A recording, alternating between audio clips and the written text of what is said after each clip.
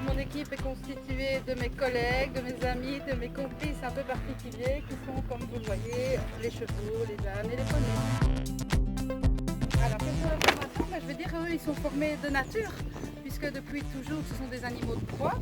Ils ont développé une hypersensibilité qui leur permet de travailler avec une communication non verbale, une façon intuitive et émotionnelle de communiquer, qui leur permet de travailler en miroir quand ils sont en accompagnement de la personne.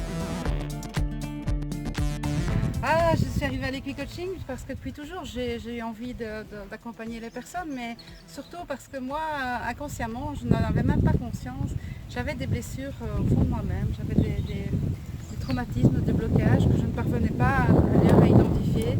Et grâce au vécu et à mon vécu personnel et à l'expérience avec les chevaux, j'ai pu faire immerger ces souffrances-là et vraiment les guérir grâce à mes amis, les chevaux. On travaille avec les chevaux, je dirais qu'il comprend trois approches. La première, c'est vraiment le cheval qui est médiateur et qui va concerner les personnes qui ont des souffrances suite à un événement dont elles ont conscience ou pas d'ailleurs. Ça peut être des personnes qui sont en burn-out, qui sont en choc post-traumatique, des personnes qui sont en dépression ou qui sont en période de vulnérabilité, comme les harcelés à l'école par exemple.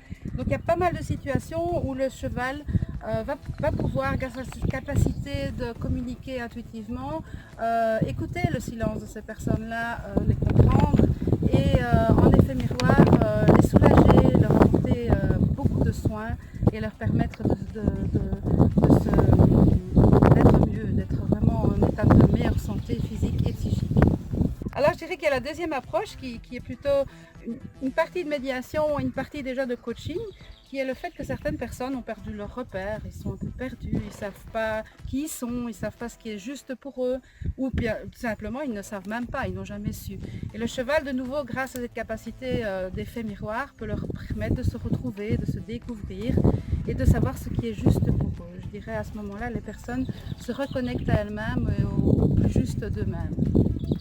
La troisième approche qui est encore plus loin, et je voudrais dire quand même que ces approches peuvent être simultanées comme elles peuvent être consécutives, comme il n'est pas forcément obligatoire de les avoir toutes les trois dans les séances. Ces approches sont, la troisième approche c'est vraiment du coaching. C'est qu'est-ce qu'on a appris des situations qu'on a vécues, qu'est-ce qui fait que on a vraiment... Qu'est-ce qu'on va mettre en place maintenant dans le futur qui est émergé du passé? Oui, mais qu'est-ce qui fait maintenant la différence par rapport au fonctionnement qu'on a utilisé dans le passé et comment on va changer les choses pour une meilleure harmonie dans sa vie? Alors, ça peut être des personnes qui ont vraiment des soucis par rapport à un choc post-traumatique, de dépression, de burn-out. Ça peut être aussi simplement des personnes qui sont fatiguées émotionnellement, qui sont en tempête émotionnelle, qui ont des difficultés à gérer leurs émotions et qui en souffrent.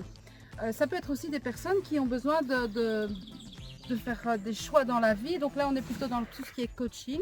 Des personnes qui ont une orientation professionnelle à changer, qui voudraient améliorer leur leadership. Là, on travaille ici avec des groupes d'entreprises notamment. Et on travaille soit en individuel, soit en collectivité.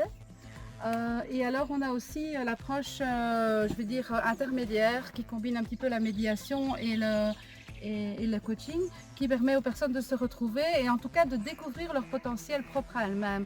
À savoir que j'ai baptisé Écrin de soi justement Écrin parce qu'on est tous des personnes merveilleuses et on a tous des capacités incroyables qui nous permettent d'être très forts dans la vie et que malheureusement on n'a pas toujours l'opportunité d'exploiter. Et le travail avec le cheval permet justement de faire revenir à la surface ces forces et ces potentiels liés à chacun et de pouvoir les mettre en application dans la vie privée ou professionnelle. Tout est possible, mais en tout cas, il ne faut pas connaître le cheval, il ne faut rien connaître de lui, il ne faut pas monter sur le cheval, tout se fait généralement à pied.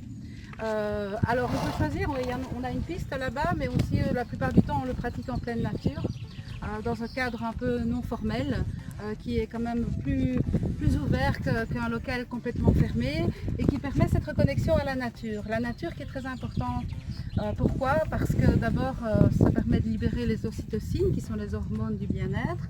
Et puis, ce cadre non formel permet aussi un véritable lâcher-prise par rapport au secteur, à l'environnement extérieur dans lequel se trouvent les personnes. Et le fait de lâcher prise par rapport à ce contexte extérieur, eh bien, va permettre justement aux personnes de travailler correctement avec elles-mêmes.